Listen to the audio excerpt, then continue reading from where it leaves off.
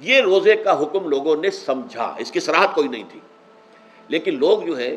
کیونکہ صراحت منفی بھی نہیں تھی مثبت بھی نہیں تھی، لہذا وہ رات کے وقت میں جب دن ہوتے تھے روزوں کے، ان کی راتوں میں وہ اپنی جو بھی ایک طبی ضرورت ہے، جو ہم بستری ہے میاں اور بیوی کی، شوہر اور بیوی کی، وہ کر گزرتے تھے جذبات کے اندر، جو بھی اس وقت ان کی احتیاج ہوئی، دل میں کھٹک رہتی تھی کہ پتہ نہیں ہم نے یہ صحیح کام کیا نہیں کیا، غلط کیا. تو اس سے یہ کہ ظاہر بات ہے کہ پھر قرآن مجید اسے قرار دے رہا ہے اپنے آپ سے خیانت کرنا.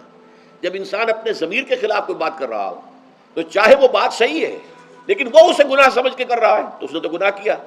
وہ اپنے آپ سے تو خیانت کر رہا ہے. ایک شخص ہے وہ بکری کا گوشت کھا رہا ہے لیکن سمجھتا یہ کہ یہ سور کا گوشت ہے، تو اس نے تو سور ہی کا کھایا نا، اس نے بکری کا تو نہیں کھایا، لیکن اس نے سمجھا یہ کہ یہ سور کا گوشت اور کھا رہا ہے. تو اس حوالے سے ایک دغدغہ سا دل میں رہتا تھا، پریشانی. تو اب جو یہ 5ویں آیت ہے، طویل ترین آیت ہے اس سلسلے کی، اس میں روزے کے تکمیلی احکام آ گئے جو ابدی ہیں، آج تک قائم ہیں اور قیامت تک قائم رہیں گے.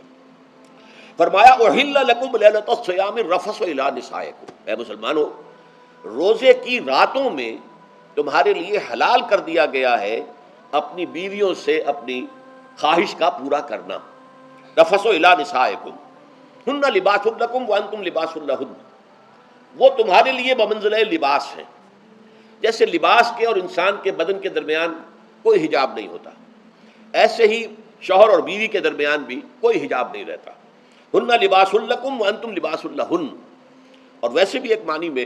کہ جیسے لباس آپ کو گرمی کی شدت سے بچاتا ہے، ورنہ ہو سکتا ہے کہ تیز دھوپ جو ہے جو عرب میں ہوتی تھی وہ تو آپ کی کھالوں کو جلا دے، تو یہ حفاظت کا ایک ذریعہ بھی ہے. اسی طریقے سے شوہر کے لیے بیوی اپنی عفت و عصمت کو برقرار رکھنے کے لیے ایک ذریعہ ہے کہ کہیں حرام میں منہ نہ مارے، بیوی موجود ہے، حلال ذریعے سے اپنی خواہش پوری کرے. اور بیوی کے لیے شوہر اسی طریقے سے ایک ڈھال بن جاتا ہے کہ اسے خام خواہ ادھر ادھر دیکھنے کا کوئی خیال بھی کبھی نہ آئے، اس کی جو بھی نفسانی خواہش ہے اس کی شوہر پورا کر رہا ہے. تو اس اعتبار سے بھی ہن لباس لکم وانتم لباس لہن. علم اللہ انکم کنتم تختانون انفسکم، اللہ کے علم میں ہے کہ تم اپنے آپ سے خیانت کر رہے تھے. اس کی وضاحت میں پہلے کر چکا ہوں کہ دل میں یہ دغدغہ تھا کہ یہ حرام کام اور کر رہے ہیں، یہ گویا کہ اپنے آپ سے خیانت، اللہ سے بغاوت نہیں تھی. کیوں کہ اللہ تعالیٰ کی طرف سے تو حکم تمہیں معلوم تھا ہی نہیں ابھی آیا اس کی اجازت ہے یا نہیں ہے، لیکن اپنے آپ سے تو خیانت کر رہے ہو نا. تم یہ سمجھ رہے تھے کہ یہ نہیں ہونا چاہیے، یہ گویا کہ ممنوع ہے اور کر رہے تھے، تو اس کو کہا کہ تم اپنے آپ سے خیانت کر رہے تھے. علم اللہ انکم کنتم تختانون انفسکم فتاب علیکم، تو اللہ نے تم پر اپنی رحمت اور مغفرت کے ساتھ توجہ فرمائی، یعنی جو کچھ اب تک ہو چکا ہے اسے اللہ نے معاف کر دیا، اسے صاف کر دیا، کلین سلیٹ. اب تمہارا جو اعمال نامہ ہے اس میں اس طرح کا اگر کوئی عمل درج ہو گیا ہے تو اللہ نے صاف کر دیا ہے. وعفا عنکم، اور تمہیں معاف بھی کر دیا ہے. فالآن باشروہن، تو اب تم ان کے ساتھ جو بھی تعلق زن و شو ہے اس کو اختیار کر سکتے ہو. فالآن باشروہن وابتغوا ما کتب اللہ لکم، اور حاصل کرو وہ کچھ جو کچھ اللہ نے تمہارے لیے لکھ دیا ہے. یہ تعلق زن و شے سے دو چیزیں ہیں کہ جو مقصود ہیں. ایک تو سب جانتے ہیں اولاد، ہر انسان کی خواہش ہوتی ہے کہ میری نسل کا تسلسل باقی رہے، لیکن نمبر دو ایک شے اور ہے قرآن مجید میں بیان کیا گیا، بلے تسکنوا الیہا، اس میں ایک سکون ہے، اس میں جو بھی ہے جو بھی عمل ہے مباشرت کا، اس میں ایک اعصابی طور پر سکون کی کیفیت انسان کو حاصل ہوتی ہے. تو یہ بھی مطلوب و مقصود ہے. تو ما کتب اللہ لکم، تمہارے لیے اللہ نے اس میں ایک تو اولاد کا معاملہ رکھ دیا ہے اور ایک تمہارے لیے سکون کا، لتسکنوا الیہا، تاکہ تم ان کی طرف توجہ کر کے سکون حاصل کرو. فالآن باشروہن وابتغوا ما کتب اللہ لکم وکلوا واشربوا، اب سحری کا حکم آ گیا. وکلوا واشربوا حتی یتبین لکم الخیط الابیض من الخیط الاسود من الفجر، اور کھاتے رہو اور پیتے رہو یہاں تک کہ تمہارے لیے فجر کے وقت کے اعتبار سے سفید ڈوری سیاہ ڈوری سے بالکل علیحدہ ہو جائے. اصل میں اس کو بعض صحابہ نے تو سمجھا کہ یہ لغوی معنی اس کے لیے لیے کہ آپ اپنے تکیے میں ایک سفید دھاگا رکھ لیا ایک کالا رکھ لیا، اور دیکھتے رہتے تھے جب یہ سفید اور کالا علیحدہ علیحدہ نظر آنے لگے تو پھر روزے کا رکھنے کا وقت شروع ہو چکا اور اب کھانا پینا بند کر دیا جائے. فرمایا گیا یہ مراد نہیں ہے. یہ جب پاؤں پھٹتی ہے تو اس کے اندر ایک سفید سی لکیر جو ہے افق کے اوپر آتی ہے، یہ ہے مراد، کہ وہ جو سفید لکیر ہے وہ ظاہر ہو جائے اور وہ رات کے اختتام کا گویا کہ ایک اعلان اور علم بن جائے. تو وَكُلُوا وَاشْرَبُوا، اب اس کی جو ہے بڑی تاکید کی گئی ہے. تَسَحَّرُوا فَإِنَّ فِي السَّحُورِ بَرَكَةٌ، سحری ضرور کیا کرو، اور یہ در حقیقت برکت کا ذریعہ ہے۔ یہ بھی آپ نے فرمایا ہمارے اور یہود کے روزے کے مابین جو فرق ہے وہ سحری ہے۔ یہ سحری، چونکہ روزہ جو ہے وہ فجر سے لے کر اور غروب آفتاب تک ہے، طلوع آفتاب سے نہیں، فجر سے، جبکہ وہ سفیدہ سحر جس کو ہم کہتے ہیں نمودار ہو جائے۔ طلوع آفتاب کا بھی 1.5 گھنٹے بعد ہوگا کہیں جا کر، لیکن اس وقت جو ہے روزہ شروع، غروب آفتاب پر ختم۔ اس حوالے سے اس سے پہلے کھانا پینا، اور اس میں بھی فرمایا گیا کہ بعض لوگ بہت زیادہ احتیاط کرتے ہیں، وہ صحیح نہیں ہے، اس لیے کہ فجر کے لیے اذان جب دیتے تھے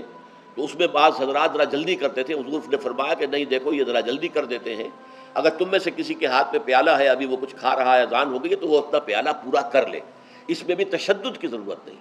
جیسے کہ اس سے پہلے ہم پڑھ چکے یسروا ولا تعسروا یرید اللہ بکم اليسر ولا یرید بکم العسر، اللہ تمہارے ساتھ آسانی چاہتا ہے، سختی نہیں چاہتا۔ تو اسی طرح فرمایا وَكُلُوا وَاشْرَبُوا حَتَّى يَتَبَيَّنَ لَكُمُ الْخَيْطُ الْأَبْيَضُ مِنَ الْخَيْطِ الْأَسْوَدِ مِنَ الْفَجْرِ ثُمَّ أَتِمُّوا الصِّيَامَ إِلَى اللَّيْلِ، پھر اب روزے کو پورا کرو رات تک۔ إِلَى اللَّيْلِ میں پھر بڑی بحثیں ہوئی ہیں، اس لفظ کی مناسبت سے اہل تشیع اس کے قائل ہیں کہ جبکہ خوب اندھیرا ہو جائے، لیکن اہل سنت کا اجماع ہے کہ غروب آفتاب اس سے مراد ہے، اس لیے کہ آغاز رات کا غروب آفتاب کے ساتھ ہے، اور اس میں بھی احادیث کے اندر آیا ہے کہ تعجیل کرنی چاہیے۔ بعض لوگ وہی جو میں نے عرض کیا کہ تقویٰ کے تحت جو ہے، جیسے کہ سفر میں بھی روزے رکھتے ہیں، یا 104 بخار کے درجے میں بھی وہ روزہ قضا کرنے کو تیار نہیں ہوتے،